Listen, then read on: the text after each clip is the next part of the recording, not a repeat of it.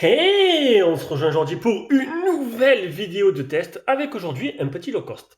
Aujourd'hui, c'est un téléphone à 160 euros. Oui, bon, low cost, tu m'auras compris que maintenant le téléphone, c'est fini. Les téléphones à 80, 100 euros, 120 euros, c'est assez rare. Maintenant, ils ont arrêté ce palier-là. Donc, c'est un téléphone qui est vendu 160 euros sur Amazon France. Un chouïa moins cher de Chine, un peu moins cher directement sur AliExpress à la boutique Humidigi officielle. Non, excusez-moi, Cubo. Ah. Oui, bon, j'ai droit à l'erreur. Un Cubo. Le Cubo P60.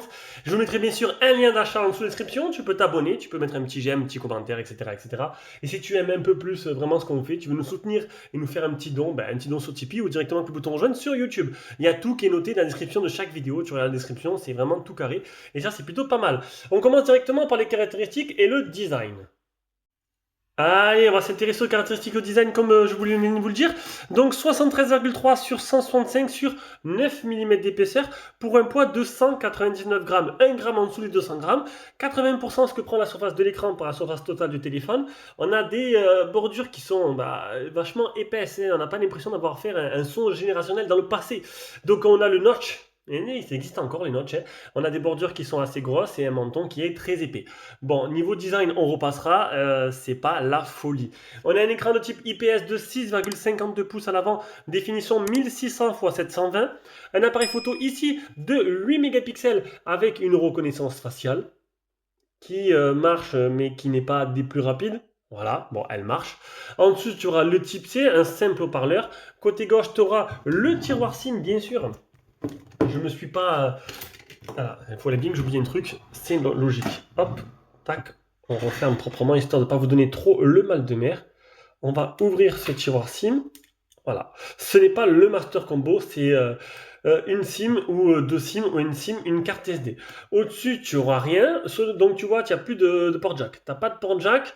Ils auraient pu le laisser. Bon, ce sera avec un adaptateur type C. Hop là. Côté droit, tu auras un bouton volume plus moins plus, un bouton power qui est aussi le bouton capteur d'empreinte. Voilà. Qui marche plutôt correctement. Sur l'écran, tu auras un film qui est posé et un film qui est mat. C'est un peu dommage, j'aurais préféré un film clair. Film mat, ça fait une sorte de petit brouillard dessus. Je sais pas, tu peux pas on voit pas bien la caméra, mais à l'utilisation, tu vois bien la différence. Un peu dommage. Bon, ça après, c'est rien, c'est un petit détail. À toi de l'enlever si tu préfères l'enlever. Le tout animé par le Helio P35, qui n'est pas un gros processeur, un petit processeur passe-partout, PowerVR pour la partie graphique, une seule version 628. Je vous ai pas montré la coque arrière. Coque arrière qui est plutôt...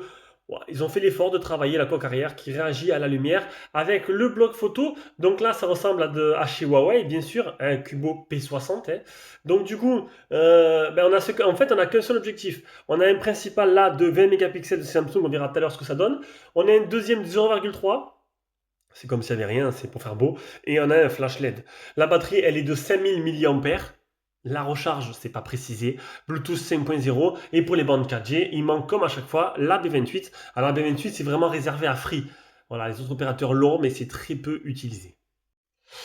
On passe à l'écran. Donc l'écran, un écran IPS. Un écran IPS avec une luminosité qui ne va pas casser des briquets. Bon, on est sur un écran IPS low cost, mais qui est quand même agréable à l'utilisation. Bon, sinon, comme je te l'ai dit, en plein soleil, ça risque de faire un petit peu... mais tu risques de galérer un peu. Voilà. Bon là, la période, bon, on a la chance, le soleil n'est pas trop présent. Il est là quand même, hein, mais voilà, on n'est pas en plein été.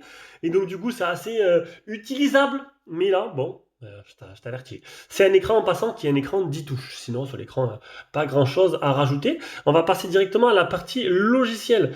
Donc, on va voir l'état des capteurs. Donc, hop, l'accéléromètre, capteur de lumière, capteur de proximité qui marche correctement, le podomètre, et ne fait même pas. Voilà, donc c'est tout, il n'y a pas grand chose. Et le capteur d'empreinte et le capteur de reconnaissance faciale, c'est tout ce qu'on va trouver sur ce téléphone. Au niveau du logiciel, donc on est sur une surcouche qui n'est pas personnalisée. On est vraiment sur une sorte de Android stock. Et tant mieux, j'ai envie de dire. Voilà, tant mieux. Sur le volet gauche, on aura tout simplement le côté Google, comme dans Google Stock, avec par rapport à ce que vous regardez. Bon, là, hop, ici, tac, tac. Donc, on a un tiroir d'application. Donc, le tout, il est plutôt assez fluide. Bon, c'est pas un processeur qui va casser les briques, hein.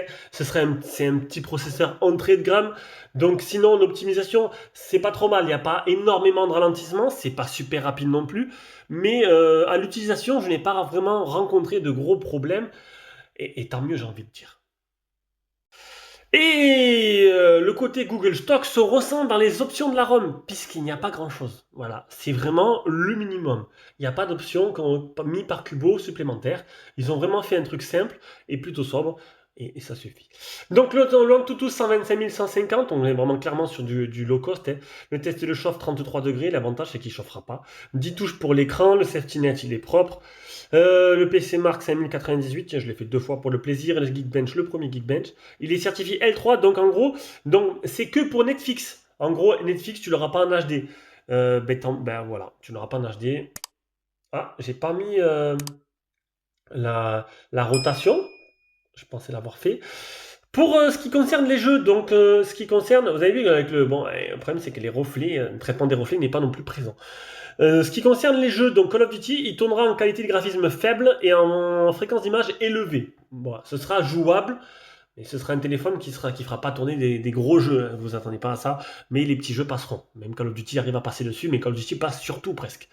3 mètres de marge, 13 satellites fixés sur 44, et c'est tout. Voilà, c'est tout. Et l'autonomie, ah, elle est là, bien sûr, l'autonomie. Une batterie de 5000 mAh, et honnêtement, ça se ressent.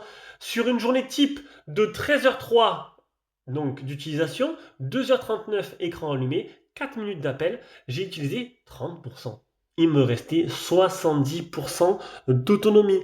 Et là, je dis merci. Là, pour une fois, je m'attends toujours à avoir des trucs pas top, mais là, on a une bonne utilisation des 5000 de batterie. Parce que c'est quand même énorme, 5000, hein, comparé à avant, on est monté en grade, maintenant c'est la norme, on va dire minimum. Et du coup, regardez, 30% utilisé, donc le téléphone qui vous fera 3 jours, et ça c'est plutôt pas mal. On arrive à la partie photo, donc partie photo, écoutez, c'est le plus simple, j'ai jamais vu un truc aussi simple. Ça veut pas dire que c'est simple, que c'est pratique. Là, franchement, t'as photo, vidéo, et c'est tout. T'as rien, t'as pas d'option, t'as nada, t'as rien. Mode normal en vidéo, image, option normale, à paramètres quand même, quelques paramètres, taille d'image 20 mégapixels, les photos je les fais en 4 tiers maintenant histoire d'avoir le meilleure résolution possible, et qualité des vidéos du Full HD 30 fps. Donc bien sûr, comme à chaque fois je mettrai toutes les photos et vidéos, que les photos, dans un lien Google Drive en dessous dans la description, et tu verras bien sûr les vidéos directement là de suite juste après, parce que je vais tout te mettre maintenant.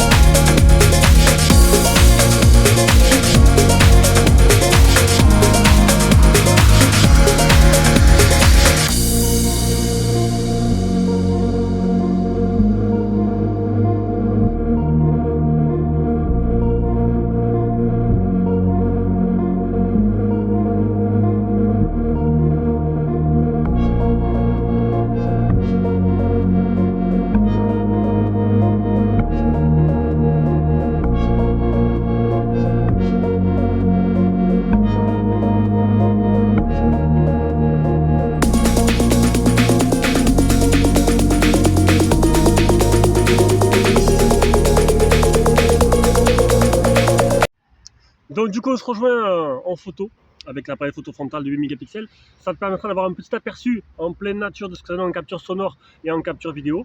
Donc du coup en photo, tu as pu voir toutes les photos, donc ça va vraiment être du dépannage. Bon, il y a un peu de voiture qui passe là, dans un peu de bruit, ça va être du dépannage, hein. Ça fera des photos qui seront par moments assez réussies, d'autres un peu moins. Petit souci d'autofocus comme d'hab, hein, sur ce genre de modèle. Il faut vraiment jouer avec la profondeur. En fait, tu recules le téléphone, tu attends que la mise au point se fasse tout seul. Voilà.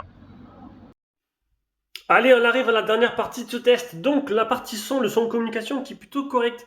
On va maintenant écouter le son du haut-parleur.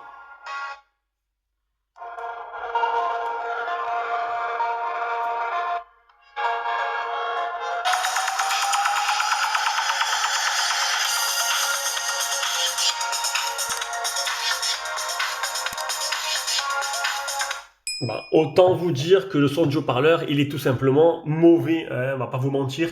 Il est mauvais et grésille à pleine puissance et il est vraiment pas extraordinaire. Attendez, hop, je fais un petit réglage en temps réel. Franchement, il est pas top. Voilà, ça ne vous en servirait même pas pour écouter la musique pendant que vous preniez votre douche. Donc, voilà, on arrive à la conclusion de ce test. Donc, un téléphone qui ne rentrera pas dans les annales de la smartphone. La smartphone, la smartphone, la smartphone. Voilà, voilà, t'as compris quoi. J'ai inventé un mot. Donc voilà, il va pas te marquer quoi. Donc c'est bon, c'est un modèle de plus sur le marché qui passera peut-être inaperçu. Voilà, et c'est tout. Allez, bisous, ciao ciao.